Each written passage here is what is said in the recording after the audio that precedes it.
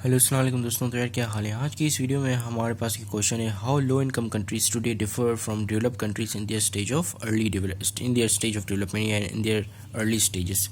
ठीक है, आज हम देखने वाले हैं कि जो आज की जो डेवलपिंग कंट्रीज हैं वो किस तरह डिफरेंट हैं आज जो डेवलप्ड कंट्री हो गई हैं उनके डेवलपिंग के ज़माने से। ठीक है, यानी कि अब हम कंपेयर करने वाले हैं developing countries versus farmer developed countries. ठीक है, यानी कि वो कंट्रीज़ जो कि पहले डेवलपिंग के स्टेजेस पे थी, अब जो है वो डेवलप्ड हो गई हैं, उनकी जो डेवलपिंग वाले इरा को या ज़माने को जो है हम कंपेयर करने वाले हैं आज की डेवलपिंग कंट्री के ज़माने से। ठीक है, तो सबसे पहला है कि हमारा physical resource endowment. The population of today's low income developing countries are often less educated, skilled, less informed, and less skilled as compared to the West and other developed countries in their early stages of development. And there was a proper endowment, यानी funding of physical resources. ठीक है, अब क्या था कि आज की जो ज़माने में जो डेवलपिंग कंट्रीज़ हैं उन वहाँ पे जो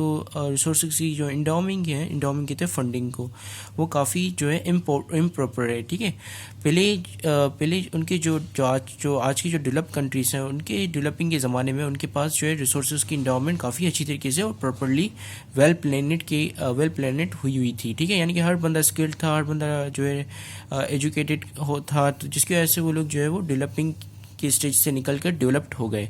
ठीक है, लेकिन आज की जो डेवलपिंग कंट्रीज़ हैं वहाँ पर जो स्किल्ड लोग सही नहीं है, ठीक है, एजुकेशन अच्छी नहीं है, तो जिसकी वजह से इस तरह जो है वो हम डिफर करते हैं जो आज की जो डेवलप्ड कंट्रीज से। ठीक है, दूसरा है हमारा relative level of per capita income and GDP. The people living in low countries have on average a lower level of real per capita income as compared to the developed nation in their 19th century। ठीक है, अब हमारी जो per capita income है वो lower है as compare to those developed countries in their early stages of development। ठीक है, उन डेवलपिंग कंट्री से जो कि 19th सेंचुरी में जो डेवलपिंग थी उनसे जो है डेवलप कंट्रीज़ की पर कैपिटा इनकम लोअर थी है। ठीक है, उनकी उस वक्त उनके स्टेजेस ऑफ डेवलपमेंट में उनकी जो पर कैपिटा इनकम थी वो ज़्यादा थी आज के ज़माने से। ठीक है, अब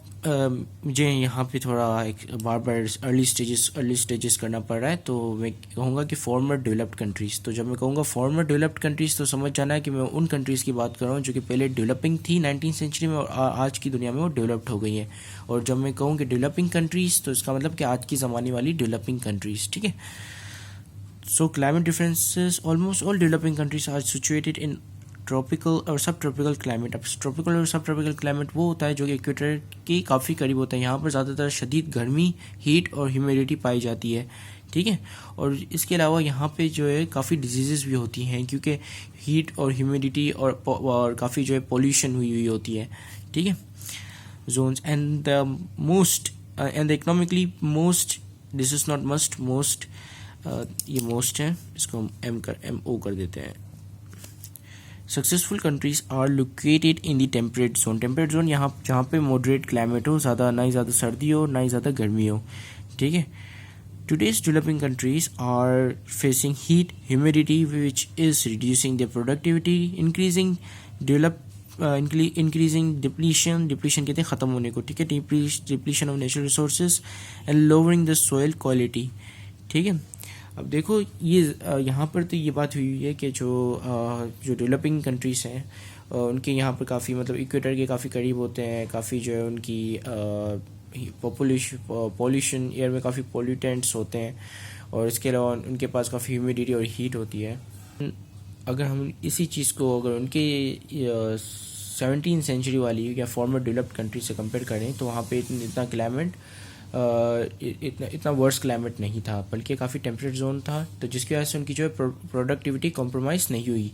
जबकि आज की जो डेवलपिंग कंट्रीज़ हैं उनकी प्रोडक्टिविटी कॉम्प्रोमाइज़ हो रही है क्योंकि यहाँ पे शदीद गर्मी है, काफ़ी ह्यूमिडिटी है, काफ़ी पोल्यूशन है, जिसकी वजह से लोग जो है वो काफ़ी डिजीज़ का शिकार हो जाते हैं। तो क्या होता है कि ओवरऑल प्रोडक्टिविटी और ओवरऑल इनकम जो है वो सेक्रीफाइस होती है। ठीक है, यानी कि हमको कॉम्प्रोमाइज़ करना पड़ता है हमारी प्रोडक्टिविटी पर। ठीक है, और ये ज़रूरी नहीं है, ठीक है, क्योंकि अगर हम सिंगापुर की मिसाल ले लें तो सिंगापुर भी काफ़ी क्लोज है इक्वेटर के, और आप देख सकते हैं कि सिंगापुर किस तरह मतलब डेवलप्ड कर गया, ठीक है। ये सब डिपेंड करता है एक कंट्री की पॉलिसीज़ के ऊपर, ठीक है, और उन कंट्री की, और वो जो कंट्री है वो अपनी पॉलिसीज़ सिर्फ गवर्नमेंट बनाकर छोड़ नहीं दे सकती, और उनकी इम्प्लीकेशन भी मैटर करती है, ठीक है। अब हमारा चौथा पॉइंट है population size distribution and growth. The developing nation had experience very slow population growth rate in the era of development, but today's developing countries are heavily populated and have a growth rate of above 2.5%. It's create difficulties to accommodate all these increasing population with scarce resources, ठीक है। तो अब देखो, अब जो farmer developed countries थी उनके पास इतनी ज़्यादा पॉपुलेशन नहीं हुआ करती थी, ठीक है, बनिस्बत एज़ कम्पेयर टू दी आज की जो डेवलपिंग कंट्रीज़ हैं, ठीक है। अब क्या होता है कि अगर डेवलपिंग कंट्रीज़ में इतनी ज़्यादा पॉपुलेशन हो जाए और पॉपुलेशन ग्रोथ रेट यानी बर्थ रेट इतना ज़्यादा हो, इतनी ज़्यादा पॉपुलेशन हो जाए, तो उन पूरी पॉपुलेशन को अकोमोडेट करना काफ़ी मुश्किल पड़ जाता है, क्योंकि लिमिटेड रिसोर्सेज है हमारे पास। रिसोर्सेज हमारे पास कौन सी है? स्कैर रिसोर्सेज हैं। स्कैर का मतलब लिमिटेड, ठीक है, स्कैरसिटी है, तो इतनी कम रिसोर्सेज से अपने ज़्यादा पॉपुलेशन को सेटिस्फाई करना काफ़ी मुश्किल हो जाता है, ठीक है। और जाहिर सी बात है, जब पॉपुलेशन को खाना, रोटी, कपड़ा, मकान नहीं मिलेगा, सो दे विल गो वाइल्ड, ठीक है, क्योंकि वो फिर टेररिस्ट एक्टिविटीज़ में इंडल्ज्ड हो जाएंगे, ठीक है, इन्वॉल्व हो जाएंगे। अब दूसरा आ जाता है हमारा रोल ऑफ international migration, ठीक है। The developed nations in their stage of development remain successful in preserving the talent, skilled people and utilizing these talent, but today's developing countries became victim की स्पेलिंग शायद गलत है, ये x नहीं, sorry we है, सही है of the brain drain where all the talent migrate to developed nations, better living standards and opportunities.